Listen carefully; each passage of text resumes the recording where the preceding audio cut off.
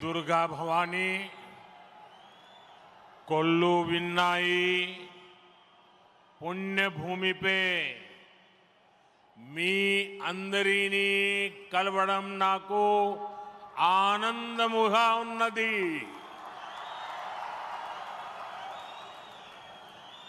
आंध्र प्रदेश के राज्यपाल सैयद अब्दुल नजीर जी, मुख्यमंत्री, मेरे मित्र श्री चंद्रबाबू नायडू जी, केंद्रीय कैबिनेट के मेरे सहयोगी मंत्रीगण, डिप्टी सीएम ऊर्जावान पवन कल्याण जी, राज्य सरकार के मंत्रीगण, सभी सांसद और विधायकगण और आंध्र प्रदेश के मेरे प्यारे भाइयों और बहनों, आंध्र प्रदेश गवर्नर सैयद अब्दुल नजीर गारू, मुख्यमंत्री ना मित्रुलु चंद्रबाबु नायडू गारू, केंद्र मंत्रिवर्गंलो ना सहचर मंत्रुलु, डिप्यूटी मुख्यमंत्री शक्तिवंतुडु पवन कल्याण गारू, राष्ट्र मंत्रुलु, ఎంపీలు, ఎమ్మెల్యేలు మరియు ఆంధ్రప్రదేశ్ రాష్ట్రానికి చెందిన నా ప్రియమైన సోదర సోదరీమణులారా, आज जब मैं इस अमरावती की पुण्य भूमि पर खड़ा हूं तो मुझे केवल एक शहर नहीं दिख रहा, मुझे एक सपना सच होते दिख रहा है। एक नया अमरावती, एक नया आंध्र। अमरावती वो धरती है जहां परंपरा और प्रगति दोनों साथ चलते हैं, जहां बौद्ध विरासत की शांति भी है और विकसित भारत के निर्माण की ऊर्जा भी है। आज यहां करीब 60,000 करोड़ रुपए के प्रोजेक्ट का शिलान्यास और लोकार्पण किया गया है। ये प्रोजेक्ट सिर्फ कंक्रीट का निर्माण नहीं है, ये आंध्र प्रदेश के आकांक्षाओं की, विकसित भारत की उम्मीदों की मजबूत नींव भी है। मैं भगवान वीरभद्र, भगवान अमरलिंगेश्वर और तिरुपति बालाजी के चरणों में प्रणाम करते हुए आंध्र प्रदेश की सम्मानित जनता को बहुत बहुत बधाई देता हूं। मुख्यमंत्री चंद्रबाबू नायडू गारू और पवन कल्याण जी को भी मैं बहुत बहुत शुभकामनाएं देता हूं। అమరావతి అనే పుణ్యభూమిపై ఈ రోజు నేను నిలబడి ఉన్నప్పుడు నాకు కనిపిస్తున్నది ఒక నగరం మాత్రమే కాదు, నాకు ఒక కల నిజమవుతుంది అన్న భావన కలుగుతుంది। ఒక కొత్త అమరావతి, ఒక కొత్త ఆంధ్రప్రదేశ్। అమరావతి అంటే సాంప్రదాయం మరియు పురోగతి కలిసి నడిచే భూమి। ఇక్కడ బౌద్ధ వారసత్వం యొక్క శాంతి ఉంది, అలాగే వికసిత భారతదేశాన్ని నిర్మించుకోగలిగిన శక్తి కూడా ఉంది। ఇవాళ సుమారు 60,000 కోట్ల రూపాయలు విలువైన ప్రాజెక్టులకి శంకుస్థాపనలు మరియు ప్రారంభోత్సవ కార్యక్రమాలు చేస్తున్నాం। ఇవి కేవలం కాంక్రీట్ నిర్మాణాలు మాత్రమే కావు, ఇవి ఆంధ్రప్రదేశ్ ఆశలకు మరియు వికసిత భారతదేశ ఆశయాలకు ఒక బలమైన పునాది వేయబోతుంది। నేను వీరభద్ర స్వామికి, అమరలింగేశ్వర స్వామికి మరియు తిరుపతి వెంకన్న స్వామికి వారి పాదాలకి నమస్కరిస్తూ ఆంధ్రప్రదేశ్ ప్రజలకు హృదయపూర్వక శుభాకాంక్షలు తెలియజేసుకుంటున్నాను। అలానే ముఖ్యమంత్రి చంద్రబాబు నాయుడు గారికి, పవన్ కళ్యాణ్ గారికి నా ప్రత్యేక శుభాకాంక్షలు తెలియజేస్తున్నాను। साथियों, हम सब जानते हैं इंद्रलोक की राजधानी का नाम अमरावती था और अब अमरावती आंध्र प्रदेश की राजधानी है। ये सिर्फ संयोग नहीं है, ये स्वर्ण आंध्रा के निर्माण का भी शुभ संकेत है। स्वर्ण आंध्र विकसित भारत की राह को मजबूत करेगा और अमरावती स्वर्ण आंध्र के विजन को ऊर्जा देगी। अमरावती केवलम ओक नगरम कादु, अमरावती ओक शक्ति आंध्र प्रदेश नु आधुनिक प्रदेश का मार्चे शक्ति आंध्र प्रदेश नु अधुनातन प्रदेश గా మార్చే శక్తి। మిత్రులారా, ఇంద్రుడి తాలూకా రాజధాని పేరు అమరావతి అని మన అందరికీ కూడా తెలుసు. ఇప్పుడు అమరావతి మన ఆంధ్రప్రదేశ్ రాష్ట్రానికి రాజధానిగా నిలిచింది. ఇది కేవలం యాదృచ్ఛికం కాదు, ఇది స్వర్ణ ఆంధ్రప్రదేశ్ రాష్ట్ర నిర్మాణానికి శుభ సూచకం అనేది తెలియజేస్తున్నాను. స్వర్ణాంధ్ర వికసిత భారతదేశ సంకల్పానికి బలమిస్తుంది. అలానే అమరావతి మన స్వర్ణాంధ్ర విజన్ కు శక్తినిస్తుంది. అమరావతి అంటే కేవలం ఒక నగరం కాదు, అమరావతి ఒక శక్తి. ఆంధ్రప్రదేశ్ కు ఆధునిక ఆంధ్రప్రదేశ్ గా అధునాతన ఆంధ్రప్రదేశ్ గా మార్చే శక్తి అని తెలియజేస్తున్నాను. साथियों, अमरावती एक ऐसा शहर होगा जहां आंध्र प्रदेश के हर नौजवान के सपने साकार होंगे। Information technology, artificial intelligence, green energy, clean industry, शिक्षा और स्वास्थ्य, आने वाले कुछ सालों में इन सारे सेक्टर्स में अमरावती एक लीडिंग सिटी बनकर खड़ा होगा। इन सारे सेक्टर्स के लिए जो भी इंफ्रास्ट्रक्चर जरूरी होगा, केंद्र सरकार उसे रिकॉर्ड स्पीड से पूरा करने में राज्य सरकार की पूरी मदद कर रही है। మిత్రులారా, అమరావతి అనేది ప్రతి ఆంధ్ర యువకుడి కలలు నిజమయ్యే నగరంగా తయారవబోతుంది. Information technology, artificial intelligence, green energy, clean industries, విద్య, ఆరోగ్య రంగాల్లో రానున్న రోజుల్లో అమరావతి దేశంలోనే ప్రధాన నగరంగా నిలవబోతుంది. ఈ రంగాల కోసం అవసరమైన మౌలిక వసతులు నిర్మించడానికి కేంద్ర ప్రభుత్వం రికార్డు స్పీడ్తో పనులు పూర్తి చేయడానికి రాష్ట్ర ప్రభుత్వానికి సంపూర్ణ సహకారం అందించబోతుందని తెలియజేస్తున్నాను. अभी हमारे चंद्रबाबू जी टेक्नोलॉजी को लेकर के मेरी भारी तारीफ कर रहे थे, लेकिन मैं आज एक रहस्य बता देता हूं।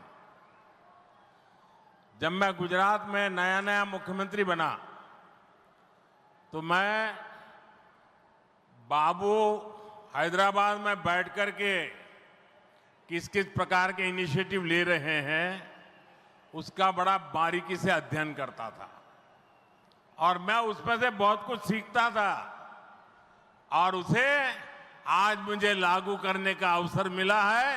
मैं लागू कर रहा हूं। ఇప్పుడు చంద్రబాబు గారు మీరందరి ముందు నాకు టెక్నాలజీ నాతో మొదలైందన్నట్టుగా ప్రశంసిస్తున్నారు. కానీ నేను మీ అందరికీ కూడా ఒక రహస్యం చెప్తాను. నేను సరికొత్తగా ముఖ్యమంత్రి అయినటువంటి రోజుల్లో గుజరాత్లో ఉన్నప్పుడు అప్పుడు చంద్రబాబు నాయుడు గారు ఆంధ్రప్రదేశ్లో హైదరాబాద్లో ఐటీని ఏ రకంగా డెవలప్ చేస్తున్నారో నేను క్లోజ్గా అబ్జర్వ్ చేసి అధికారులను కూడా పెట్టి అబ్జర్వ్ చేయించి ఆ రోజు నేను చాలా దగ్గరగా తెలుసుకున్నటువంటి విషయాలు మళ్ళీ తిరిగి ఈరోజు ఆంధ్రప్రదేశ్కి వచ్చి మళ్ళీ మీ అందరి ముందు ఈరోజు నేను చేయగలుగుతున్నానన్నది తెలియజేస్తున్నాను. और मैं अपने अनुभव से कहता हूं, फ्यूचर टेक्नोलॉजी हो, बहुत बड़े स्केल पर काम करना हो और जल्दी से इसे जमीन पर उतारना हो तो वो काम चंद्रबाबू उत्तम से उत्तम तरीके से कर सकते हैं. అలాగే నా అనుభవంతో చెప్తున్నాను, పెద్ద స్కేల్లో ప్రాజెక్టులు చేయాలన్నా తొందరగా అవి పూర్తి చేయాలన్నా మంచి క్వాలిటీతో అవన్నీ కూడా పూర్తి చేయాలన్నా దేశంలో చంద్రబాబు నాయుడు గారి కంటే దాంట్లో మిన్న మరెవ్వరూ కూడా లేరు అనేది ఈ సభాముఖంగా తెలియజేస్తున్నాను. साथियों, 2015 में मुझे प्रजा राजधानी का शिलान्यास करने का अवसर मिला था। बीते सालों में केंद्र सरकार ने हर प्रकार से अमरावती के लिए मदद दी है। यहां बेसिक इंफ्रास्ट्रक्चर के निर्माण के लिए सभी कदम उठाए गए हैं। अब चंद्रबाबू गारू के नेतृत्व में राज्य सरकार बनने के बाद सारे ग्रह जो लगे थे अब हट गए हैं। यहां विकास कार्यों में तेजी आ गई है। हाई कोर्ट, विधानसभा, सेक्रेटेरिएट, राजभवन, ऐसी कई जरूरी बिल्डिंग बनाने के कामों को भी प्राथमिकता दी जा रही है। మిత్రులారా 2015లో ప్రజల రాజధానిగా అమరావతికి నేను శంకుస్థాపన చేశాను. గత 10 ఏళ్లలో కేంద్ర ప్రభుత్వం అమరావతికి అన్ని రకాలుగా మద్దతుగా నిలిచింది. ఇక్కడ మౌలిక వసతుల నిర్మాణానికి అవసరమైన ప్రతి అడుగు కూడా వేసింది. ఇప్పుడు చంద్రబాబు నాయుడు గారి నాయకత్వంలో ప్రభుత్వం ఏర్పడిన తర్వాత అభివృద్ధి మరింత వేగంతో ముందుకు వెళ్తుంది. ఇక్కడ హైకోర్టు, అసెంబ్లీ, సచివాలయం, రాజ్భవన్ వంటి అవసరమైన నిర్మాణాలకు ప్రస్తుతం ప్రాధాన్యత ఇస్తుంది. साथियों, एनटीआर गारू ने विकसित आंध्र प्रदेश का सपना देखा था। हमें मिलकर अमरावती को, आंध्र प्रदेश को विकसित भारत का ग्रोथ इंजन बनाना है। हमें एनटीआर गारू का सपना पूरा करना है। चंद्रबाबू गारू, ब्रदर पवन कल्याण, इदी मनमू చెయ్యాలి, ఇది మనమే చెయ్యాలి. మిత్రులారా, ఎన్టీఆర్ గారు వికసిత్ ఆంధ్రప్రదేశ్ కోసం కల కన్నారు. మనమందరం కలిసి అమరావతి మరియు ఆంధ్రప్రదేశ్ని వికసిత భారతదేశానికి గ్రోత్ ఇంజన్గా తయారు చేయాలి. మనం ఎన్టీఆర్ గారి కలల్ని నిజం చేయాలి. నారా చంద్రబాబు నాయుడు గారు, అలాగే సోదరులు పవన్ కళ్యాణ్ గారు, ఇది మనం చేయాలి, ఇది మనమే చేయాలి. साथियों, बीते 10 सालों में भारत ने देश में फिजिकल, डिजिटल और सोशल इंफ्रास्ट्रक्चर पर विशेष बल दिया है। भारत आज दुनिया के उन देशों में शामिल है जहां का इंफ्रास्ट्रक्चर तेज गति से आधुनिक हो रहा है। इसका फायदा आंध्र प्रदेश को भी मिल रहा है। आज भी रेल और रोड से जुड़े हजारों करोड़ के प्रोजेक्ट आंध्र प्रदेश को मिले हैं। మిత్రులారా, గత 10 ఏళ్లలో భారతదేశం ఫిజికల్, డిజిటల్ మరియు సోషల్ ఇన్ఫ్రాస్ట్రక్చర్పై ప్రత్యేక దృష్టి సారించింది. ఇప్పుడు భారత్ ప్రపంచంలో అత్యంత వేగంగా మౌలిక వసతులు అభివృద్ధి చెందుతున్నటువంటి దేశాల్లో ఒకటిగా నిలుచుంది. ఇది ఆంధ్రప్రదేశ్కు కూడా ప్రయోజనంగా మారబోతుంది. ఈ రోజు కూడా రైల్ మరియు రోడ్డు ప్రాజెక్టులలో రాష్ట్రానికి వేల కోట్ల రూపాయలు కేంద్రం తరపున అందించడం జరుగుతుంది. यहां आंध्र प्रदेश में कनेक्टिविटी का नया अध्याय लिखा जा रहा है। इन प्रोजेक्ट से एक जिले से दूसरे जिले की कनेक्टिविटी बढ़ेगी, आसपास के राज्यों से कनेक्टिविटी बेहतर होगी। इससे किसानों के लिए बड़े बाजार तक फसल पहुंचाना आसान होगा और उद्योगों के लिए भी सुविधा होगी। टूरिज्म सेक्टर को और तीर्थ यात्राओं को बल मिलेगा। जैसे रेनीगुंटा नायडूपेटा हाईवे से तिरुपति बालाजी के दर्शन आसान होंगे। लोग बहुत कम समय में वेंकटेश्वर स्वामी के दर्शन कर पाएंगे। ఆంధ్రప్రదేశ్లో కనెక్టివిటీకి ఒక కొత్త అధ్యాయం మొదలవబోతుంది. ఈ ప్రాజెక్టులతో ఒక జిల్లాకు మరొక జిల్లాకు కనెక్టివిటీ పెరుగుతుంది. పక్క రాష్ట్రాలతో కూడా అనుసంధానం ఏదైతే ఉందో అది కూడా మెరుగు కాబోతుంది. ఈ ప్రాజెక్టుల వల్ల రైతులకి పెద్ద మార్కెట్లకు తక్కువ సమయంలో తమ పంటని తీసుకొని వెళ్ళడానికి సులభం అవుతుంది. అలాగే ఉద్యోగస్తులు మరియు పారిశ్రామికులు కూడా సౌకర్యం కలుగుతుంది. పర్యాటకం, తీర్థయాత్రలకి, ఆ రంగాలకి కూడా ఉపయోగపడుతుంది. ఉదాహరణకు రేణుగుంట నుంచి నాయుడుపేట కొత్త హైవే ఏదైతే ఉందో దాని ద్వారా తిరుపతి వెంకన్న స్వామి వారి దర్శనం చాలా సులభంగా మనకు అవుతుంది. తక్కువ సమయంలో ప్రజలు ఆ స్వామి వారిని దర్శనం చేసుకొని ఆ అవకాశం పొందుతారని కూడా తెలియజేస్తున్నాను. साथियों, दुनिया में जो भी देश तेजी से विकसित हुए हैं उन्होंने अपनी रेलवे पर बहुत अधिक बल दिया है.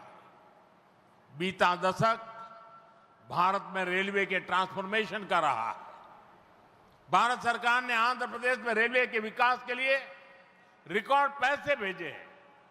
वर्ष 2009 से 2014 तक आंध्र प्रदेश और तेलंगाना के लिए रेलवे का कुल बजट 900 करोड़ रुपए से भी कम था, जबकि आज सिर्फ आंध्र का ही रेल बजट 9000 करोड़ रुपए से ज्यादा का है. यानी करीब 10 गुना से ज्यादा की बढ़ोतरी हुई है. మిత్రులారా, ప్రపంచంలో వేగంగా అభివృద్ధి చెందిన దేశాలు ఏవైతే ఉన్నాయో అవన్నీ కూడా తమ రైల్వే మీద చాలా ప్రాముఖ్యత సారించారు. గత దశాబ్దంలో భారతదేశంలో కూడా రైల్వే మీద ఎక్కువగా పరివర్తన జరిగింది. కేంద్ర ప్రభుత్వం ఆంధ్రప్రదేశ్ రైల్వే అభివృద్ధికి కూడా రికార్డు స్థాయిలో నిధులు మంజూరు చేయడం జరిగింది. 2009 నుంచి 14 వరకు ఆంధ్రప్రదేశ్ మరియు తెలంగాణ కలిసి ఉన్నప్పుడు రాష్ట్రం తాలూకా బడ్జెట్ కేవలం 900 కోట్లు కూడా ఉండేది కాదు. కానీ ఇప్పుడు కేవలం ఆంధ్రప్రదేశ్కు మాత్రమే రైల్వే బడ్జెట్ 9000 కోట్ల దాటి ఈరోజు అందిస్తున్నాం. అంటే ముందు కంటే 10 రెట్లు ఎక్కువ బడ్జెట్ అభివృద్ధి జరుగుతుందని తెలియజేస్తున్నాను. साथियों, रेलवे के बढ़े हुए बजट से आंध्र प्रदेश में रेलवे का 100% इलेक्ट्रिफिकेशन हो चुका है. यहां 8 जोड़ी आधुनिक वंदे भारत ट्रेनें चल रही है. साथ ही आधुनिक सुविधाओं वाली अमृत भारत ट्रेन भी आंध्र प्रदेश से होकर गुजरती है. बीते 10 साल में आंध्र प्रदेश में 750 से अधिक रेल फ्लाईओवर और अंडरपास बनाए गए हैं.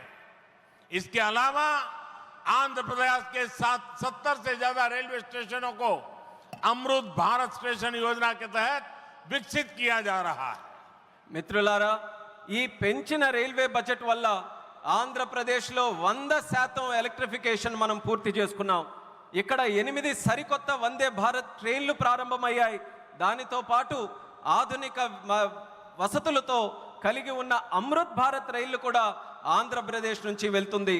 గత 10 ఏళ్లలో 750 కంటే ఫ్లైఓవర్ బ్రిడ్జ్లు కానీ అండర్ పాసేజీలు కానీ రైల్వేస్లో నిర్మించబడింది.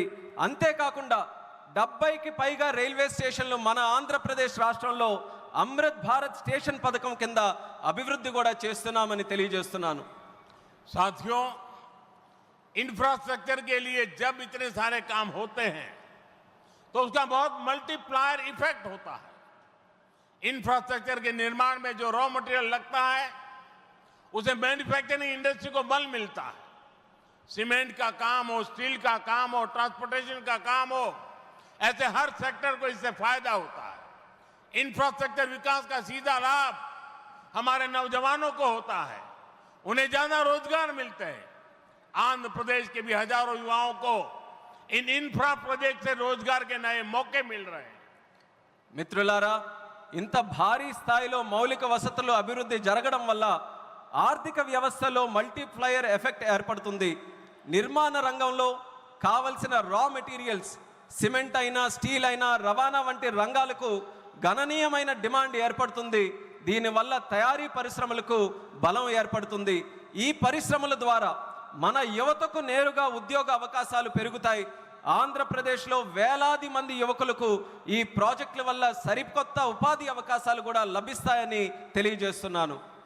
साथियों, मैंने लाल किले से कहा था कि विकसित भारत का निर्माण गरीब, किसान, नौजवान और नारी शक्ति इन 4 पिलर्स पर होगा. एनडीए सरकार की नीति के केंद्र में 4 पिलर सबसे अहम है. हम विशेषकर किसानों के हितों को बड़ी प्राथमिकता देते हुए काम कर रहे हैं. किसानों की जेब पर बोझ ना पड़े, और इसलिए बीते 10 सालों में केंद्र सरकार ने सस्ती खाद देने के लिए करीब 12 लाख करोड़ रुपए खर्च किए। हजारों नए और आधुनिक बीज भी किसानों को दिए। पीएम फसल बीमा स्कीम के तहत आंध्र प्रदेश के किसानों को अब तक 5,500 करोड़ रुपए का क्लेम मिल चुका है। पीएम किसान सम्मान निधि के तहत भी आंध्र के लाखों किसानों के खाते में 17,500 करोड़ रुपए से ज्यादा पहुंचे हैं। మిత్రులారా, నేను ఎర్రకోట నుంచి స్పష్టంగా చెప్పాను, వికసిత్ భారత్ నిర్మాణం కావాలంటే పేదవాడు, రైతు, యువకుడు, మహిళా శక్తి ఈ 4 స్తంభాలపై ఆధారపడి ఉంటుంది. ఎన్డీఏ ప్రభుత్వ విధానాల్లో కూడా ఈ 4 స్తంభాలు కేంద్ర బిందువుగా పెట్టుకొని పనిచేస్తున్నాం. రైతు ప్రయోజనాలు అత్యంత ప్రాధాన్యత తీసుకుంటూ మేమందరం కూడా కేంద్రంలో పనిచేస్తున్నాం. రైతు జేబులకి భారం పడకుండా ఆ ఉద్దేశంతో గత 10 ఏళ్లలో ఎరువుల కోసం ఏకంగా 12 లక్షల కోట్ల రూపాయలు ఖర్చు కేంద్ర ప్రభుత్వం చేసింది. 1000కి పైగా సరికొత్త మరియు ఆధునిక విత్తనాలు కూడా రైతులకి అందించబడ్డాయి. పీఎం పంట బీమా యోజన కింద ఆంధ్రప్రదేశ్ రైతులకు ఇప్పటి వరకు 5,500 కోట్లు నష్టపరిహారం కూడా చెల్లించాం. పీఎం కిసాన్ సమ్మాన్ నిధి ద్వారా లక్షలాది మంది ఆంధ్రప్రదేశ్ రైతుల ఖాతాల్లో 17,500 కోట్ల వరకు వాళ్ళందరికీ కూడా నిధులు జమ చేశామన్నది గర్వంగా తెలియజేస్తున్నాను. साथियों, आज पूरे देश में सिंचाई के प्रोजेक्ट्स का जाल बिछाया जा रहा है। रिवर लिंकिंग का काम भी, उसका अभियान भी शुरू किया गया है। हमारा लक्ष्य है कि हर खेत को पानी मिले, किसानों को पानी की दिक्कत ना हो। यहां नई सरकार बनने के बाद पोलवरम प्रोजेक्ट में भी नई गति आई है। आंध्र प्रदेश के लाखों करोड़ों लोगों का इस प्रोजेक्ट से जीवन बदलने वाला है। पोलवरम प्रोजेक्ट तेजी से पूरा हो, इसके लिए केंद्र के एनडीए सरकार से राज्य सरकार को पूरी मदद दी जा रही है. మిత్రులారా, దేశవ్యాప్తంగా ఇరిగేషన్ ప్రాజెక్టులు నిర్మిస్తున్నాం. అలాగే నదుల అనుసంధాన కార్యక్రమం కూడా మేము ప్రారంభించాం. మా లక్ష్యం ప్రతి పొలానికి నీరు అందించాలి. రైతుకి నీటి సమస్య అనేది రాకూడదు. ఇప్పుడు రాష్ట్రంలో ఎన్డీఏ ప్రభుత్వం ఏర్పడిన తర్వాత పోలవరం ప్రాజెక్టు పనుల్లో కూడా వేగం మరింత పుంజుకుంది.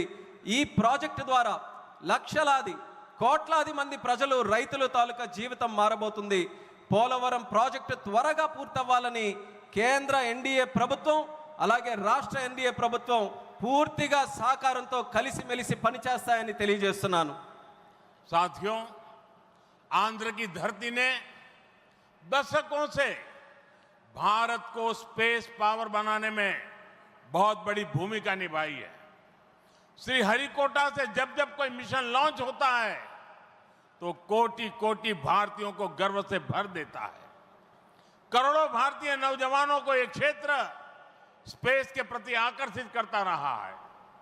अब आज देश को, हमारे डिफेंस सेक्टर को मजबूत करने वाला नया संस्थान भी मिला है. कुछ देर पहले हमने डीआरडीओ की नई मिसाइल टेस्टिंग रेंज की आधारशिला रखी है. नागया लंका में बनने जा रही नवदुर्गा टेस्टिंग रेंज मां दुर्गा की तरह देश की डिफेंस पावर को शक्ति देगी. मैं इसके लिए भी देश के वैज्ञानिकों को, आंध्र प्रदेश के लोगों को बधाई देता हूं. మిత్రులారా, మన ఆంధ్ర భూమి దశాబ్దాలుగా భారతదేశానికి అంతరిక్ష శక్తి అవతరించడంలో ప్రధాన పాత్ర పోషిస్తుంది. శ్రీహరికోట నుంచి లాంచ్ అయ్యే ప్రతి రాకెట్ ప్రయోగం కోట్లాది మంది భారతీయుల్ని గర్వపడేలా చేస్తుంది. అలాగే కోట్లాది మంది భారతదేశ యువకులను ఈ అంతరిక్ష రంగం ఇప్పుడు ఆకర్షిస్తుంది. ఇప్పుడు దేశ రక్షణను బలోపేతం చేసే ఒక కొత్త సంస్థను కూడా మనం ప్రారంభిస్తున్నాం. కొద్దిసేపటి క్రితం డిఆర్డిఓ నవదుర్గ మిసైల్ లాంచింగ్ రేంజ్కి శంకుస్థాపన చేశాం. నాగాలంకలో నిర్మించబోయే ఈ కేంద్రం మన కనకదుర్గమ్మల దేశ రక్షణకు శక్తిని నిరంతరం కూడా ఇస్తుంది. ఇందుకు శాస్త్రవేత్తలకు ఆంధ్ర రాష్ట్ర ప్రజలకు హృదయపూర్వకమైనటువంటి అభినందనలు నేను తెలియజేస్తున్నాను. साथियों, आज भारत की ताकत सिर्फ हमारे हथियार ही नहीं है, बल्कि हमारी एकता भी है। एकता का यही भाव हमारे एकता मॉल्स में मजबूत होता है। देश के अनेकों शहरों में एकता मॉल्स बनाए जा रहे हैं। मुझे खुशी है कि अब विशाखापट्टनम में भी एकता मॉल बनेगा। इस एकता मॉल में देश भर के कारीगरों, हस्तशिल्पियों के बड़े प्रोडक्ट एक ही छत के नीचे मिलेंगे। ये भारत की डायवर्सिटी से सबको जोड़ेगा।